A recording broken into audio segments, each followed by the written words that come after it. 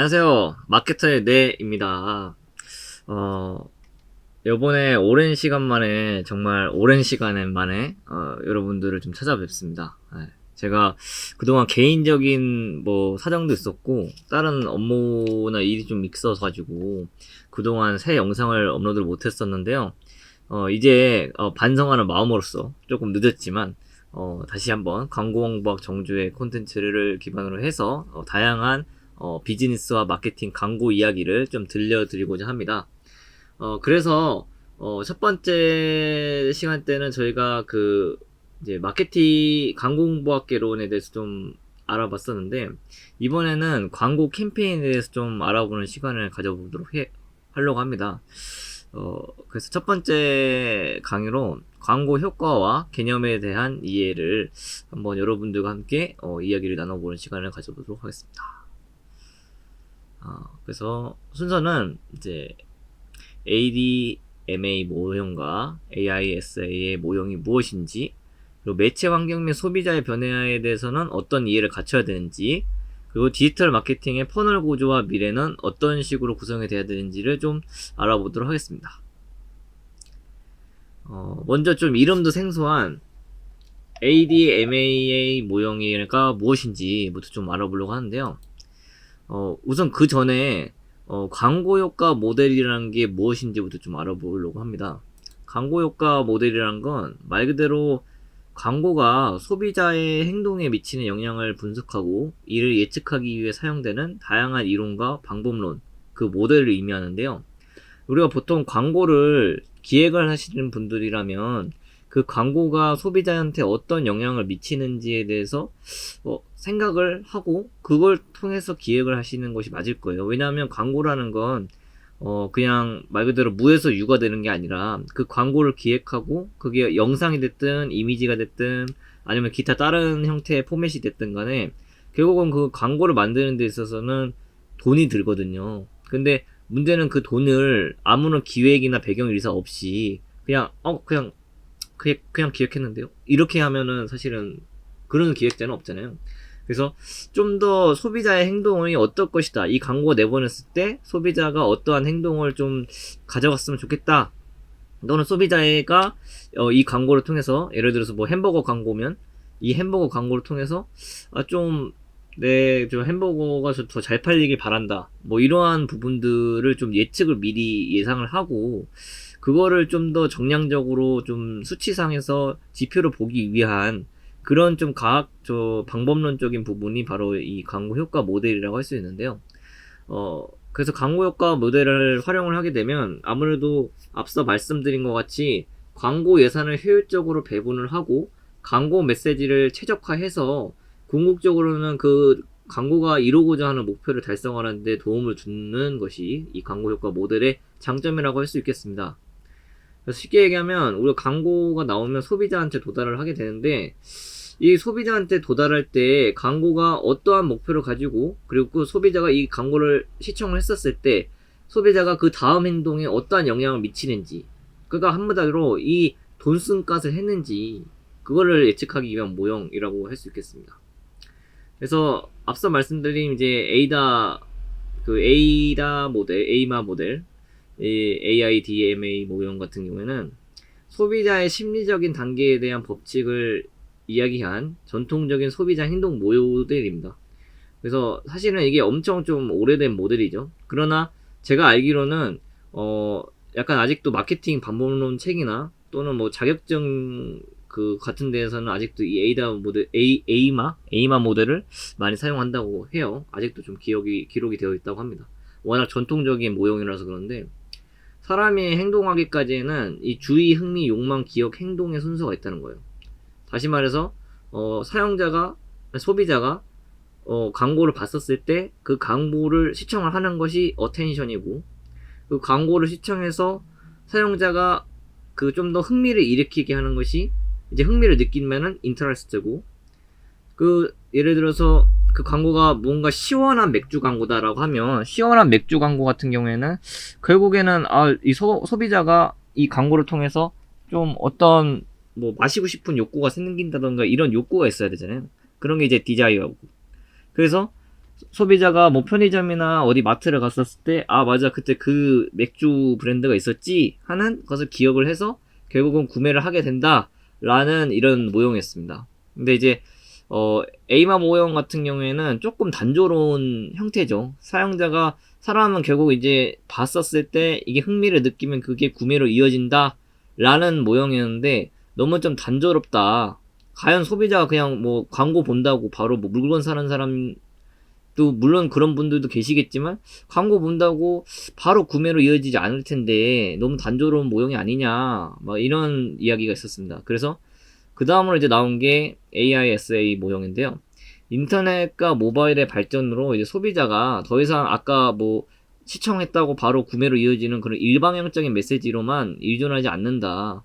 이제 사람들은 인터넷이나 스마트폰이 있기 때문에 시청을 해도 바로 구매로 이어지는 게 아니라, 아, 이게 진짜 좋은지 나쁜지 뭐 이상한 놈인지 뭐 구분을 하고 그 다음에 구매를 한다는 겁니다.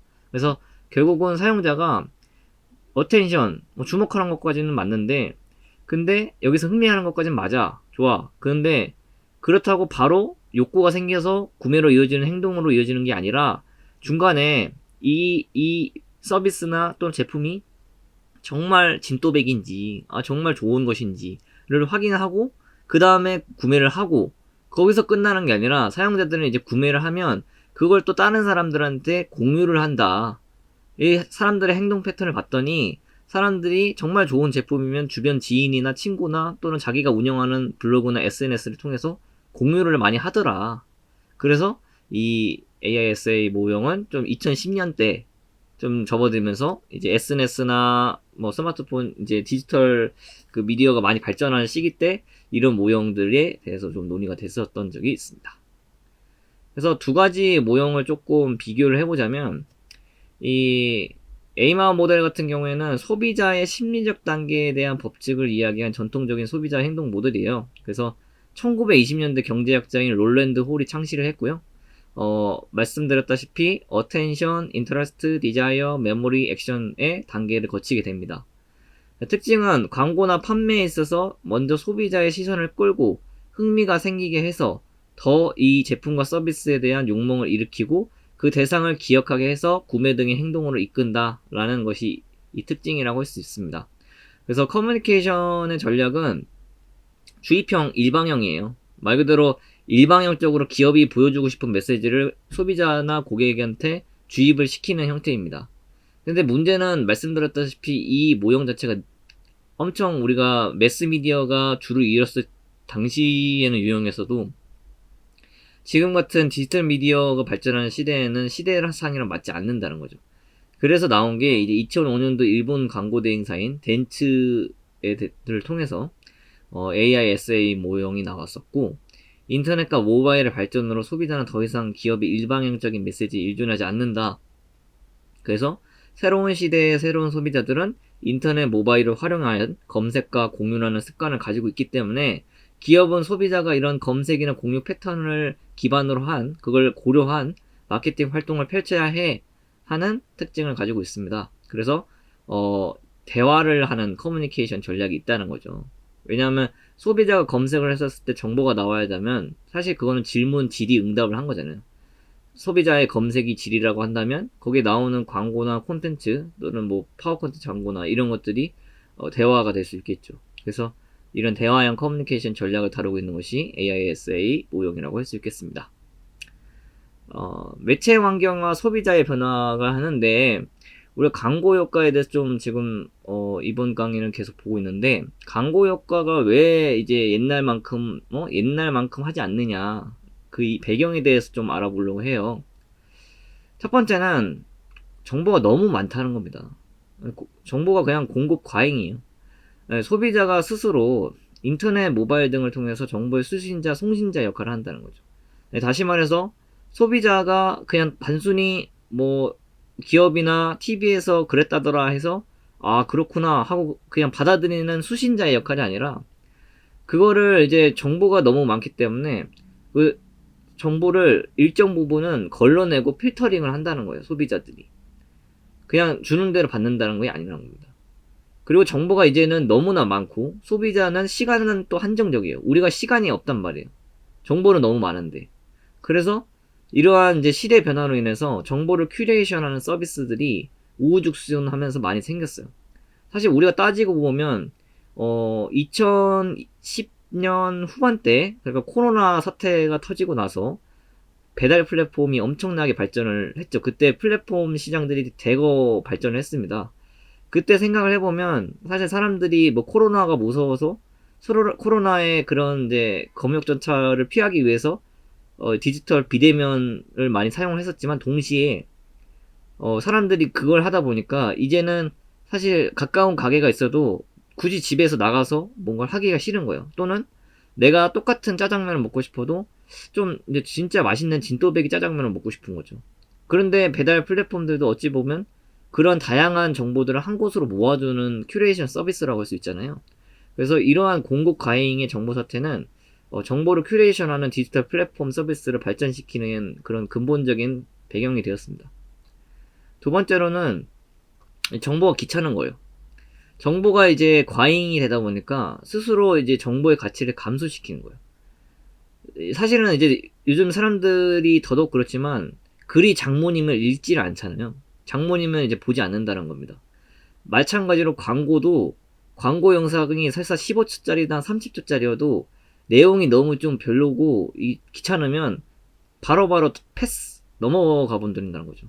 그리고 소비자가 이제는 개인정보에 대한 강화가 솔직히 말해서 2010년이나 2000년대에 비해서 지금은 엄청나게 강화가 됐잖아요. 소비자의 권리 보호가. 그래서 외국 사이트, 우리나라 사이트들은 좀 덜한데 외국 사이트들이나 외국 외신 뉴스 이런 사이트들을 들어가 보시면 쿠키를 차단할 것이냐 설정할 것이냐 이런 그런 물어봐요. 그 말은즉슨 너의 정보를 우리가 이용을 해도 될까 안 해도 될까라는 거를 물어본다는 거죠. 다시 말해서 정보를 차단해도 되냐, 너의 정보를 제공받아서 광고를 싸줘도 돼, 타겟팅 광고를 싸줘도 돼, 아니면은 제공을 하지 않고 너가 그냥 브로드하게 받을래? 이런 이제 소비자한테 일방적으로 예전에 줬다면 이제는 선택지를 준다는 거죠, 소비자한테. 네. 그러니까 한마디로 IT는 생활을 편리하겠지만 동시에 이 너무 많은 소음, 너무 많은 정보들은 사실 고객한테는, 소비자한테는 소음이다, 노이즈다. 그래서 노이즈가 높은 이런 정보 환경을 만들었다는 것이 광고 효과가 사라진 두 번째 이유라고 할 수 있겠습니다. 세 번째로는 광고 효과가 사라진 이유, 세 번째로 정보 전달의 주도권을 가지겠다는 겁니다.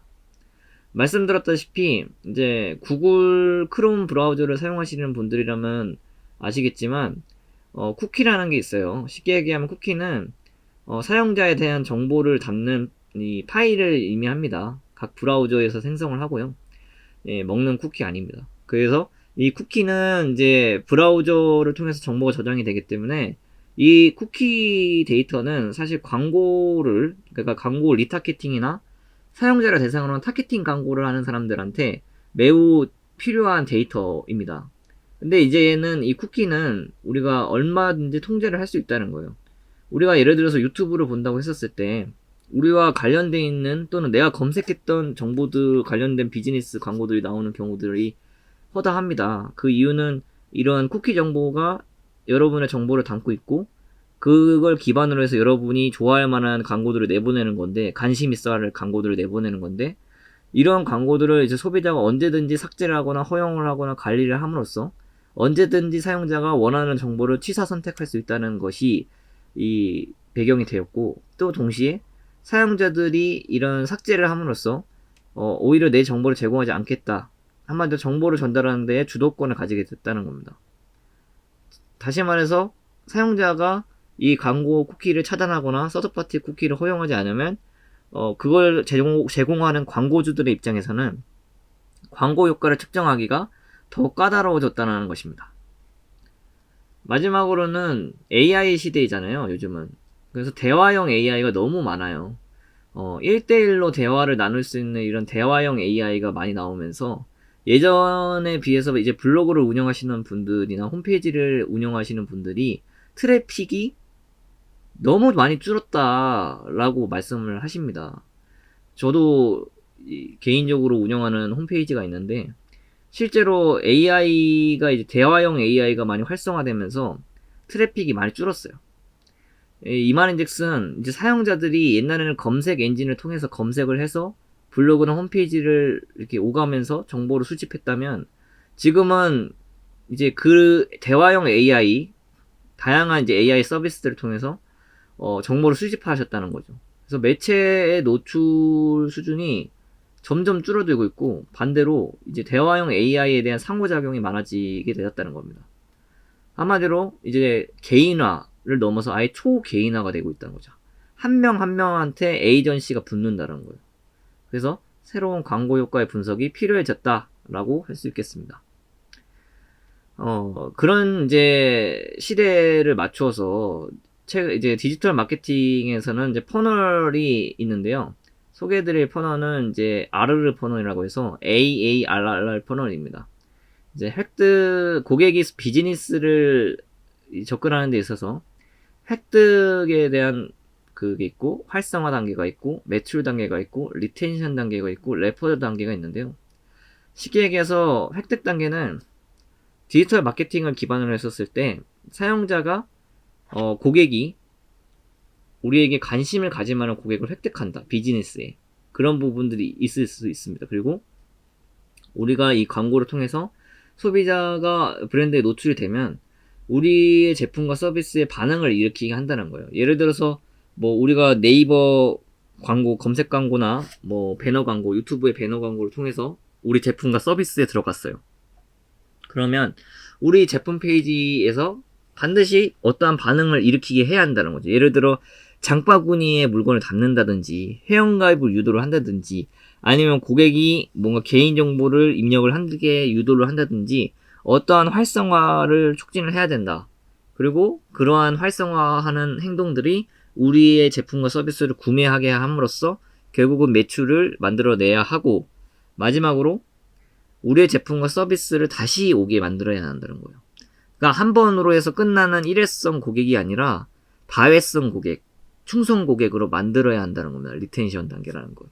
그리고 레퍼럴은 결국은 입소문을 나게 해서 자연적으로 돈을 주고 광고를 하는 그런 구조가 아니라 점차적으로 입소문을 통해서 알아서 사람들이 찾아오게 만든다는 거죠. 대표적으로 어디 우리의 오프라인에 맛집이 있으면 오프라인 맛집들이 뭐 일반 뭐 이커머스만큼 광고를 하진 않잖아요. 해봐야 네이버 플레이스나 뭐 네이버 블로그 정도는 SNS 정도로 운영하는데, 그러면 뭐 그것만 보고 사람들이 오느냐? 아니라는 거죠. 예를 들어서 어떤 고객이 닭갈비집을 갔는데 이 집은 특이하게 닭갈비가 구이 닭갈비가 아니고 물닭갈비를 먹네? 근데 맛있어. 가격도 뭐 괜찮고 합리성이 있어. 가성비가 있어. 라고 생각이 되면 사람들은 또 다시 온다는 거야, 알아서. 그리고 만약에 조금 현명하신 사장님들이라면 좀 약간 넛지 전략으로 해서 이렇게 팔꿈치를, 이렇게 고객 팔꿈치를 살짝쿵 찔러주는 그런 전략으로 고객한테 뭔가 입소문을 통해서 오셨어요? 입소문을 해주시면 뭐 음료수 서비스로 드릴게요. 뭐 아니면 라면 사리 서비스로 드릴게요.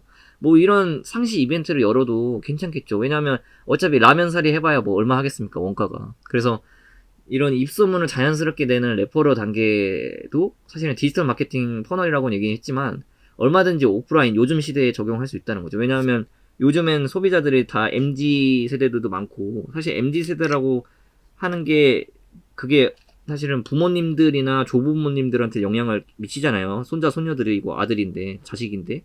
그러면은 이제 사실은 이런 MZ 세대들의 활동에 대한 행동 패턴이나 그들의 특징이 앞으로 전 사회의 비즈니스에 미칠 영향이 많겠죠. 그래서 이런 디지털 마케팅의 퍼널에 대해서 알아두시는 것이 좋을 것 같습니다.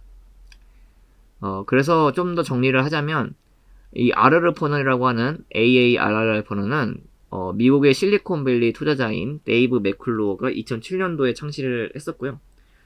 스타트업과 디지털 비즈니스에서 널리 사용되는 고객 행동 분석 모델로서 아까 말씀드렸던 액퀴션, 획득 단계, 액티베이션, 활성화 단계, 리텐션, 유지 단계, 레비뉴, 수익 단계, 레퍼럴, 추천 단계를 통해서 이 획득과 활성화, 유지, 수익, 추천의 방식으로 진행을 됩니다. 물론 여기서는 유지라고도 되어 있지만 사실은 이 유지랑 수익의 순서가 바뀌어도 상관없습니다.